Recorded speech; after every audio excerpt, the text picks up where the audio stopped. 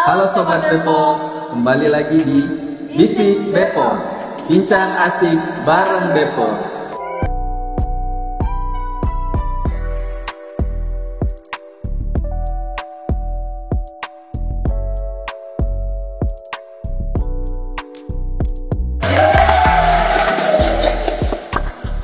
Nah, pada episode kali ini kita akan membahas sebuah lembaga yang memiliki peran penting dalam menjaga kesehatan dan keselamatan masyarakat. Tentunya ada Badan Pengawas Obat dan Makanan. Oke, untuk episode spesial kali ini ada salah satu UPT Badan POM, yaitu Balai Pengawas Obat Makanan yang berada di Provinsi Sulawesi Tengah yang betul, tepatnya di Palu, yaitu kita sendiri ya. Ya, langsung aja. Perkenalkan dulu. Ya, saat ini kita sudah bersama dengan Kepala Balai POM di Palu, yaitu Bapak Mardianto, SPAM APT. Selamat pagi Pak. Selamat pagi Sobat Bepom. Tanya-tanya yang membahas seputar ini Pak ya, kontribusi Balai POM Palu, terutamanya Pak ya di Sulawesi Tengah, bagaimana dalam menjaga kualitas obat dan makanan serta produk kesehatan lainnya di wilayah Sulawesi Tengah. Ya, perkenalan dulu ya kayaknya. Sebelumnya tugas di mana Pak? Ya, selamat pagi Sobat Bepom. Assalamualaikum warahmatullahi wabarakatuh.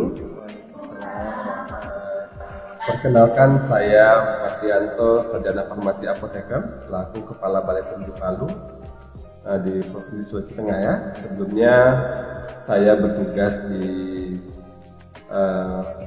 Lokapom di Kota Palopo yang sekarang sudah menjadi Balai POM di Kota Palopo.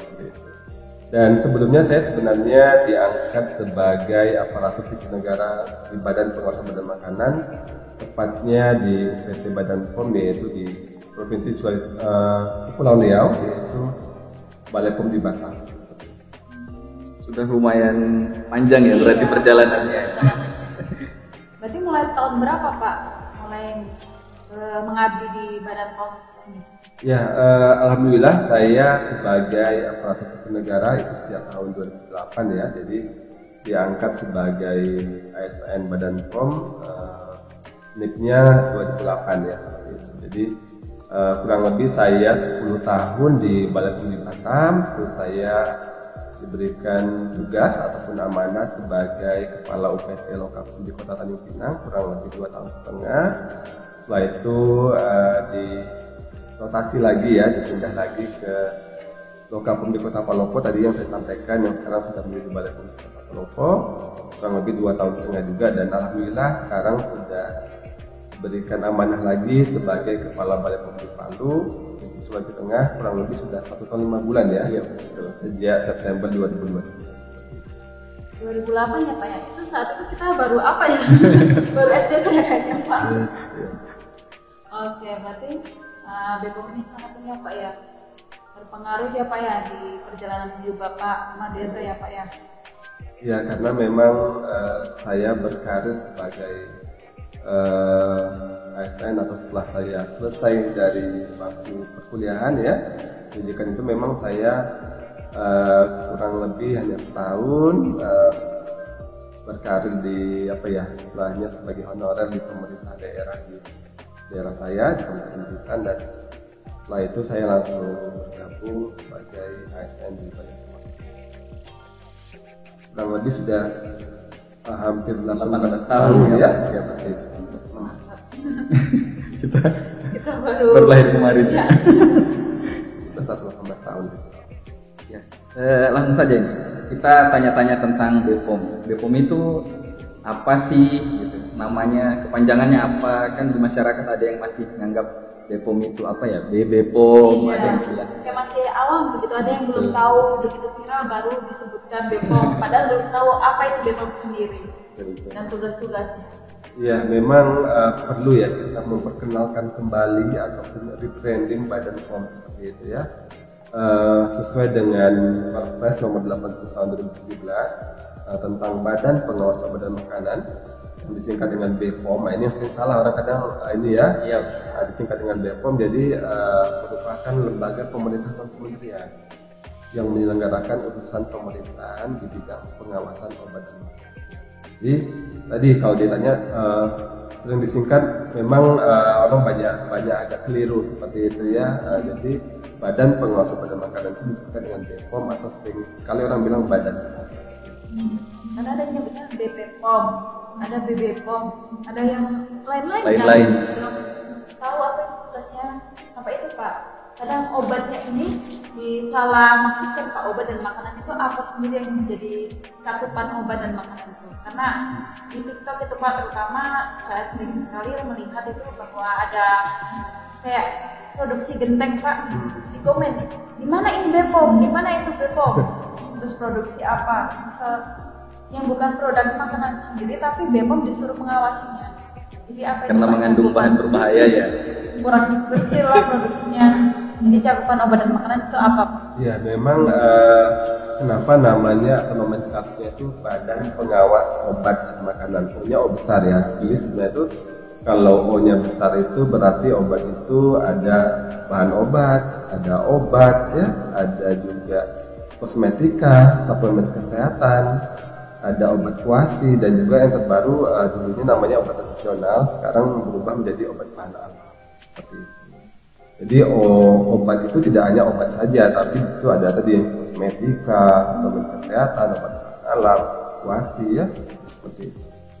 Ya, kalau ya makanan itu lebih kepada memang pangan olahan seperti itu yang menjadi ranah atau menjadi tusinya kita atau tusinya Badan POM dalam melakukan pengawasan obat. Berarti khusus makanan olahan ya Pak, yang izin edarnya itu di MD atau ML ya? Iya, jadi pangan olahan itu kan izinnya itu tidak hanya MD atau ML ya, tapi ada juga izinnya PIRT atau pangan industri rumah tangga.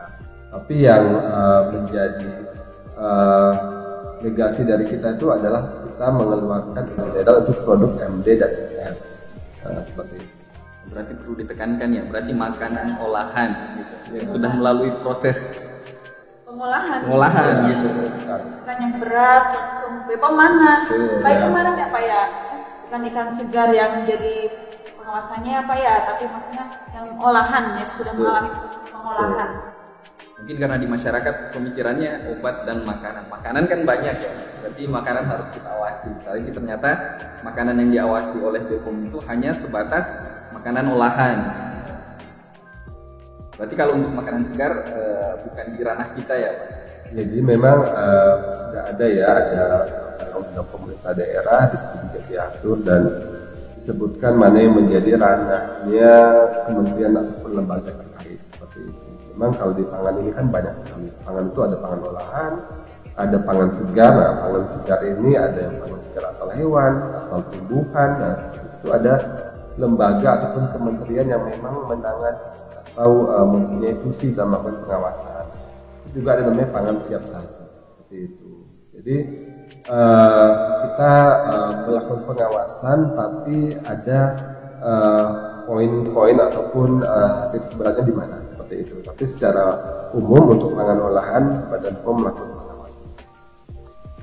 Ada fokusnya ya. Iya. Kemudian Pak, untuk wilayah Balai POM Palu ini pengawasannya di mana saja Pak? Sebentar, Badan POM dulu kayaknya. Badan POM ini BPOM kan, Badan Pengawas Obat dan Makanan. BPOM itu tempatnya di mana saja? Apakah hanya di lokasi wilayah-wilayah tertentu atau seperti apa Pak? Ya, jadi Badan Pengawas Obat dan Makanan itu tadi kan lembaga pemerintah dan kementerian ya. Di pusat itu ada di Jakarta, di Jalan Kertanegara nomor 23, Jakarta Pusat, itu kantor pusatnya kita. Dan untuk di daerah itu Badan Pengawas Obat dan Makanan itu hampir ada di semua provinsi dan beberapa kabupaten kota dengan masing-masing wilayah kerjanya seperti itu. Jadi kita kan sekarang ada 38 provinsi ya di Indonesia, jadi semuanya sudah ada perwakilan Badan Pengawas Obat dan Makanan situ. Dan juga ada perwakilan di kabupaten kota. Nah, di sini memang perbedaannya adalah nomenklatur. Ada yang kalau tingkat provinsi masih ada yang tingkat lokal, ada yang masih di balai ataupun sudah balai besar seperti itu. Itu adalah unit pelaksana teknis.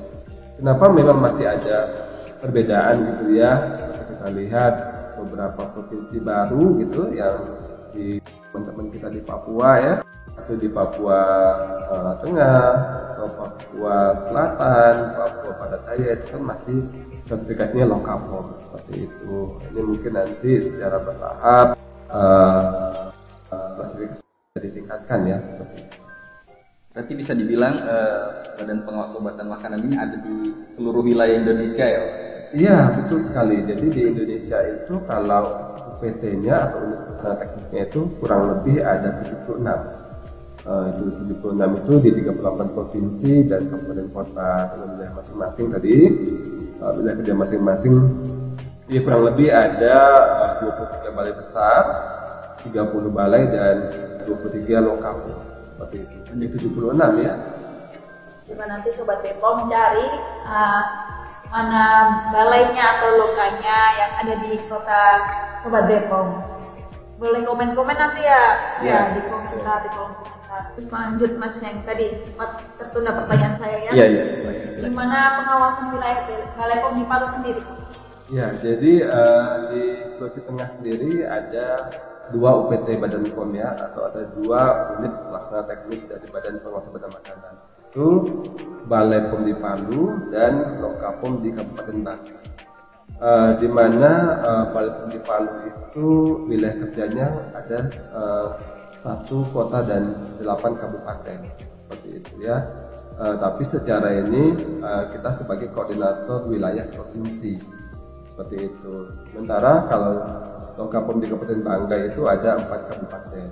Jadi di 1 kota itu Kota Palu, ada 8 kabupaten mulai dari Donggala, Sigi, Toli-Toli, Buol, Parigi Motong, Poso, Morowali Utara dan Morowali. Berarti seluruh ya Pak ya, Sulawesi Tengah. Dan itu pun dibagi ya, ada Balai POM Palu dan Lokapom di Bangka. Cukup jelas ya dari penyebutan Badan POM sendiri. Jadi teman-teman Sobat Bepom jangan sampai salah nanti tanya lagi kalau ada apa-apa bukan Bepom tapi Bepom, Badan Pengawas Obat dan Makanan.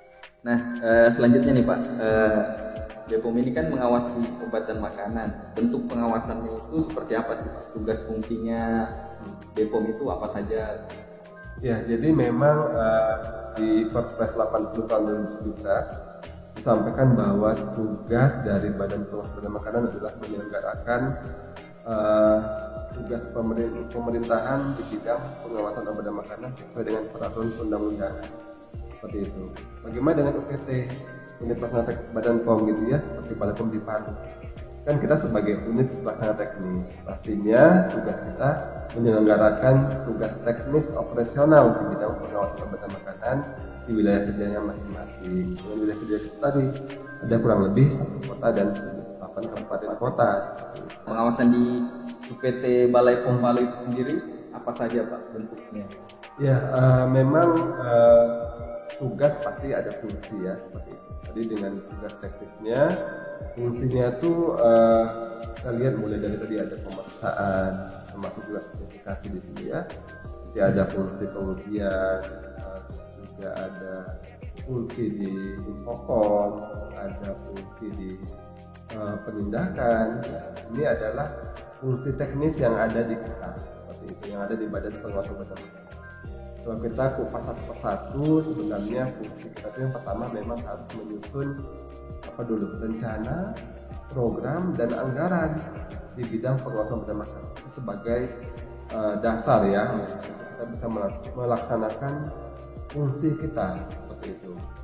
Fungsi setelah itu apa? Kalau kita mulai dari fungsi pemeriksaan ya, pemeriksaan artinya pertama kita melakukan pemeriksaan atau pengawasan ya fasilitas produksi obat dan makanan. Obat dan makanan berarti semua ya? Iya, dia tadi kan obat satu jadi kosmetik, obat bahan alam, seperti itu suplemen kesehatan, obat kuasi. Yang pertama. Yang kedua kita melakukan pemeriksaan fasilitas distribusi.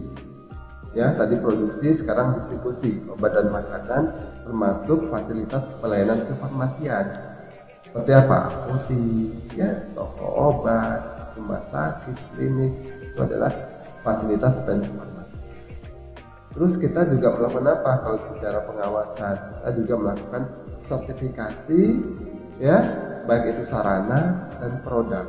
Sarana mulai dari apa? Sarana produksi dan juga sarana distribusi, misalnya seperti itu.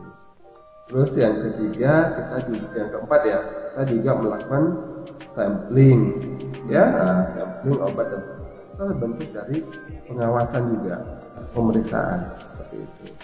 Dan juga ada melakukan pengawasan label dan iklan obat dan makanan. Kalau kita lihat dari fungsi ya, kan semuanya secara umum kan adalah sesuai dengan nomenklatur kita sebagai badan pengawas obat untuk yang pemeriksaan. Terus apa lagi? Yang kedua mungkin Infocom ya. Infocom kita melakukan pengelolaan terkait komunikasi, informasi, dan edukasi, termasuk juga pengelolaan pengaduan di bidang obat dan makanan, pengaduan masyarakat ya. Terus yang kedua di Infocom ini ada informasi kita juga melakukan kerjasama, ya, pengelolaan kerjasama ya dengan akademisi, dengan pemerintah daerah, seperti itu. Itu di fungsi informasi dan komunikasi. Terus ada juga fungsi pengujian ya. Pengujian itu Badan POM itu hampir semua UPT yang sudah menjalankan fungsi pengujiannya sudah terakreditasi ISO 17025/2017 ya, seperti itu. Termasuk juga Balai POM di Palu. Seperti itu. Kita melakukan apa fungsi pengujian ya Pak? Pastinya melakukan pengujian rutin obat dan makanan, termasuk juga pengujian untuk dalam rangka investigasi ataupun penyidikan di bidang obat. Masuk di sini kan kita menerima pengujian pihak ketiga, sebagainya. Terus kalau untuk fungsi penindakan kita melakukan mulai dari 3 langkah sesuai dengan fungsi ataupun direktorat yang ada ya. Terus kita melakukan intelijen, melakukan penyidikan jika terjadi pelanggaran di bidang obat dan makanan, dan juga melakukan pengawasan peredaran obat dan makanan melalui Saina. Dan juga pastinya dalam kita tadi sudah merencanakan baik itu termasuk program dan anggaran, pasti ada pemantauan dan monitoring evaluasi. Di sisi Dukman ataupun Dukman manajemen kita ada melakukan tugas tata usahaan dan rumah tangga, dan tidak kalah pentingnya UPT itu melakukan tugas ataupun yang diperintahkan oleh pimpinan atau kepala. Luas sekali ya berarti ya. Banyak. Iya, banyak. Semua ya Pak ya. Mulai dari pengawasan tadi sampling, kemudian masuk ke pengujian. Jadi memang sekompleks itu ya Pak ya. Ini menanggapi ini Pak, kenapa sih Badan POM di mana ini nggak kerja ya? Padahal kita kerja sebagai POM. Sebanyak itu loh tugasnya. Mulai dari sampling tadi, obat makanan diambil, terus dimasukkan ke laboratorium untuk diuji mutu dan keamanannya, apakah masih memenuhi syarat atau tidak. Dilaporkan ke pusat ya. Betul sekali. Kemudian berarti ya, untuk obat BPOM juga yang mempunyai produk, kemudian di sini difasilitasi oleh sertifikasi apa ya?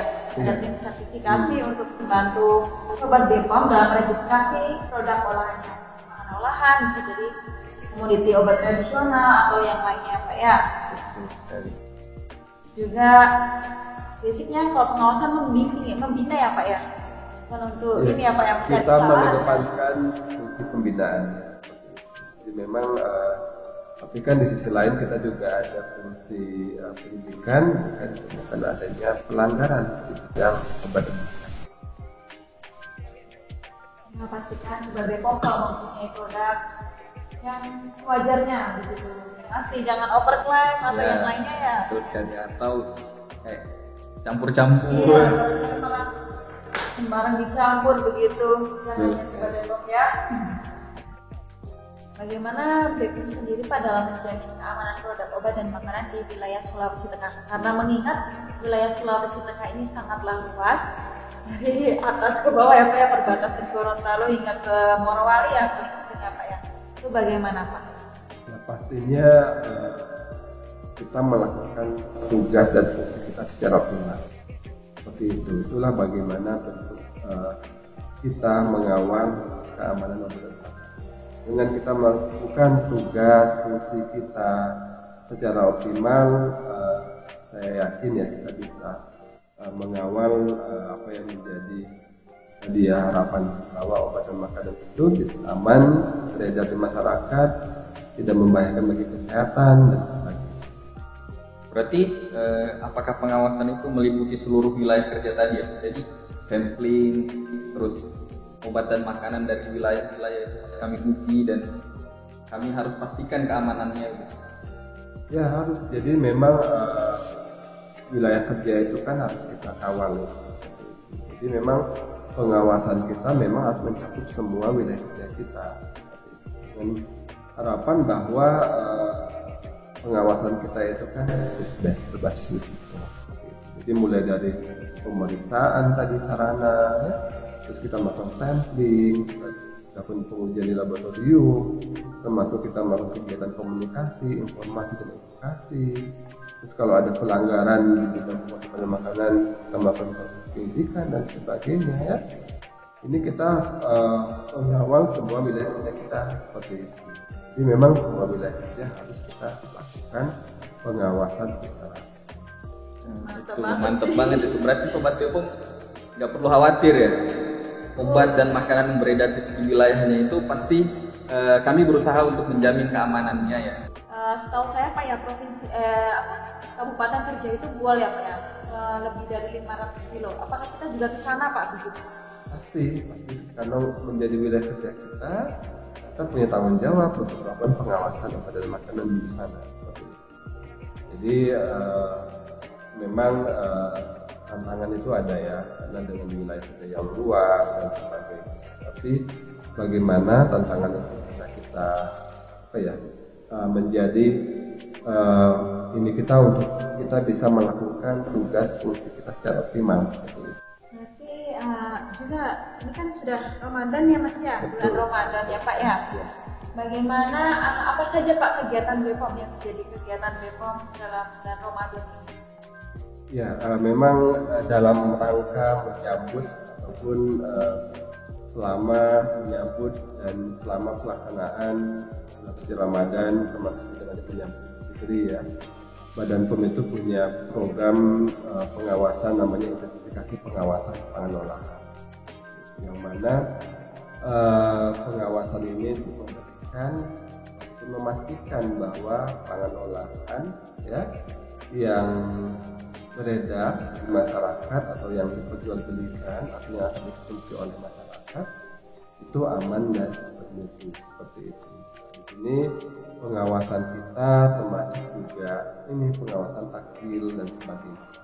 Kalau pengawasan di sarana ataupun pemeriksaan kita melakukan pengawasan mulai dari hulu ke hilir ya. Jadi itu kalau di peredaran mulai dari grosir, distributor, kalau di sini ada importer juga kita lakukan pengawasan seperti sampai nanti di hilirnya misalnya mungkin ke toko-toko retail sebagainya seperti itu. Jadi Badan POM juga terus berupaya bagaimana memberikan ataupun memastikan bahwa produk pangan olahan ini selama Ramadan atau nanti menjelang Fitri ya seperti itu tetap aman dan bermutu dan pastinya fokus kita itu apa?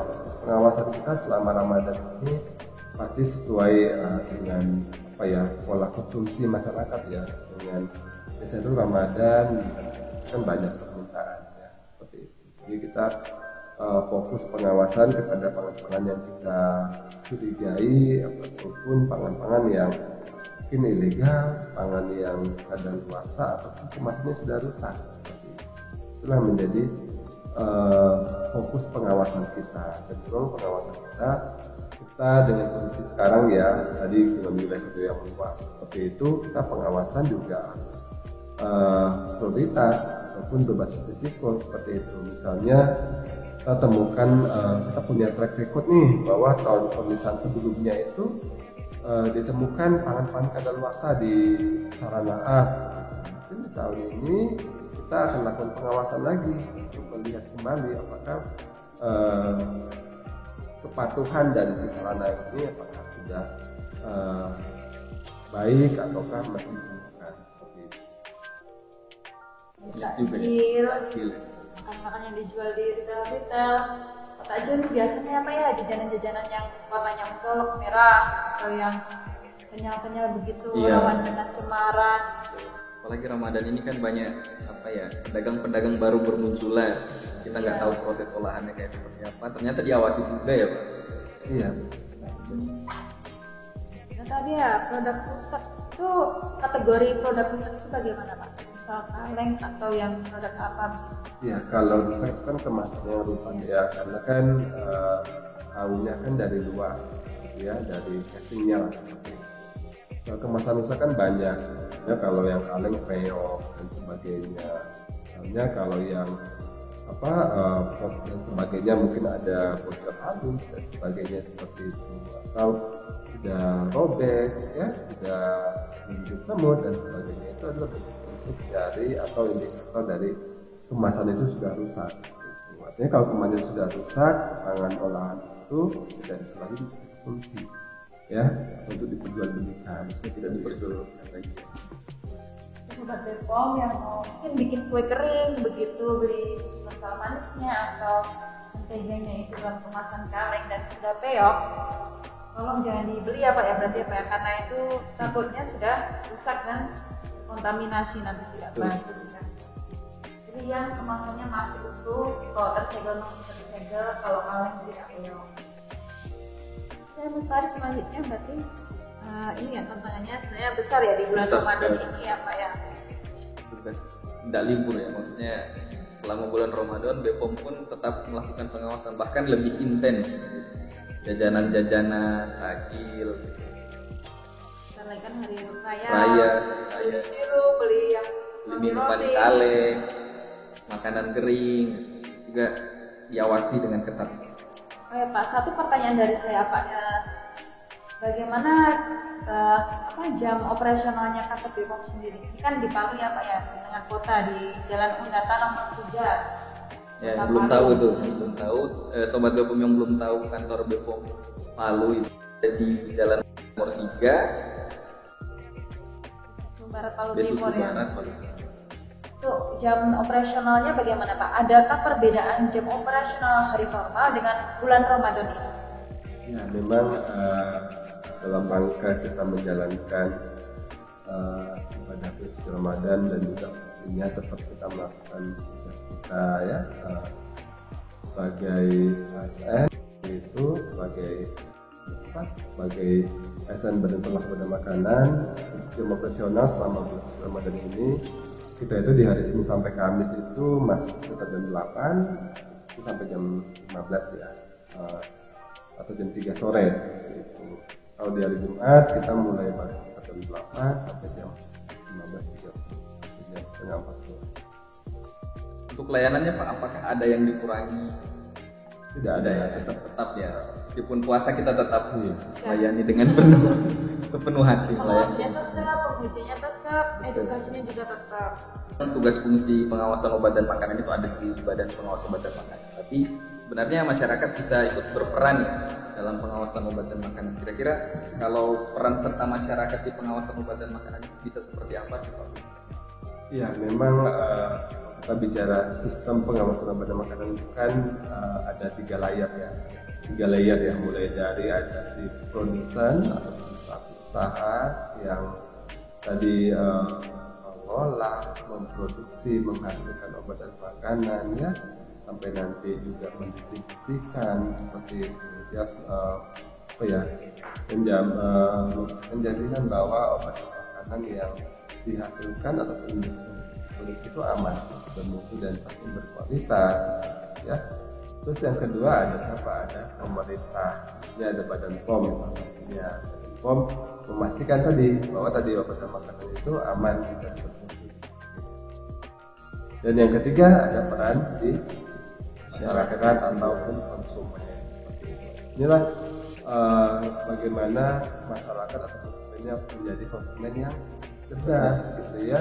Dalam arti apa? Misalnya dia bisa secara mandiri mengetahui atau bisa mengecek memastikan produk itu terdaftar atau legal. Bukan artinya teliti sebelum membeli seperti itu. Dengan apa dia bisa mengakses misalnya melalui aplikasi-aplikasi yang ada di Badan POM, misalnya cek BPOM dan sebagainya gitu. Ya, masyarakat atau konsumen itu sebelum membeli atau sebelum mengkonsumsi itu ya bisa mengecek itu, oh ini produknya terdaftar atau enggak, legal atau enggak, seperti itu. Itu yang pertama, peran dari konsumen. Sebenarnya kita juga punya kan Badan POM cek klik ya, cek kemasan, cek label, cek izin edar, cek tanggal kadaluarsa. Jadi dengan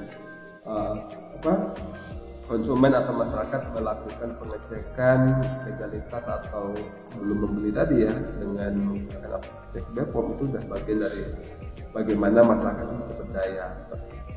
Yang kedua, kita juga mendorong kepada masyarakat, kepada konsumen ini bisa melaporkan lah gitu ya. Tadi makanya kita punya ada namanya pengelolaan komunikasi, informasi dan edukasi serta pengaduan masyarakat bidang obat dan makanan. Artinya kalaupun ada menemukan obat dan makanan, mungkin kalau sekarang kita belajar tentang pangan olahan ya seperti itu karena Ramadan dan sebagainya, jadi juga mendukung PMBG dan sebagainya ini. Jadi memang laporkan kalau memang menemukan misalnya ini produknya misalnya kok sudah kadaluarsa nih diperjualbelikan misalnya, atau kemasannya sudah rusak masih ditemukan dipajang di etalase gitu kan, atau mungkin teman-teman lain lah yang mungkin terkait sama obat dan makanan ya bisa ke kita ke Balai POM ya, di UPT di daerah ya seperti itu, ataupun bisa melalui media sosial. Badan POM itu kan sudah sangat ini ya, ada BPOM dan sebagainya, ini bisa dimanfaatkan oleh masyarakat konsumen. Terus yang ketiga gini, masyarakat itu konsumen juga harus menjadi informan yang benar ya gini, jangan sampai nanti ada informasi-informasi yang sifatnya hoax dan sebagainya langsung disebarkan gitu kan, artinya sharing sebelum sharing dari seperti itu. Jangan sampai nanti artinya masyarakat konsumen bisa kalau ada informasi-informasi yang belum diketahui kebenarannya dan sebagainya, cari informasi itu kemana, kepada POM. Dan juga Badan POM sangat ini ya, kita ada website Badan POM, itu bisa dilihat misalnya terkait sama legalitas produk, tentang public warning, tentang siaran pers dan sebagainya, itu bisa dimanfaatkan seperti itu. Atau mungkin kalau enggak ya bisa datang ke kantor-kantor UPT Badan POM yang ada di daerah seperti itu kan, misalnya kalau informasi yang lebih jelas dan sebagainya. Sedangkan ada orang yang mungkin lebih senang langsung ketemu ya, kalau enggak ya bisa memanfaatkan media-media yang ada tadi, website, media sosial dan sebagainya. Itu kan Badan POM selalu menyampaikan kepada masyarakat.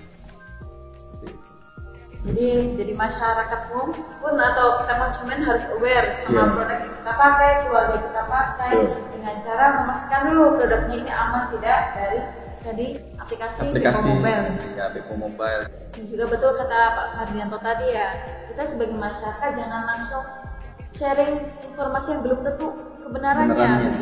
Bisa kita cek di websitenya BPOM, Badan POM, tentang edaran apa sih yang terbaru, informasi yang terbaru terkait produk-produk rilis siapa ya? Terima kasih Pak Mardianto atas waktunya yang telah diluangkan ya Pak ya untuk memberikan penjelasan kepada kita tentang BPOM itu apa, tugasnya apa. Terima kasih sudah sharing informasi menarik tentang Badan POM. Semoga teman-teman lebih memahami pentingnya pengawasan terhadap produk-produk yang beredar di pasaran. Dan juga teman-teman nanti kalau ada pertanyaan bisa langsung di komentar atau melalui media sosial kami, dan nanti bisa kita bahas di episode selanjutnya. Betul sekali. Jangan ragu untuk menghubungi kami melalui kanal-kanal media sosial kami. Ada WA, Instagram, Twitter. Betul sekali. Follow Instagram kami, YouTube kami. Terima kasih telah mendengarkan kami. Sampai jumpa di episode berikutnya. Tetap di Bisik BPOM. Bincang asik bareng BPOM.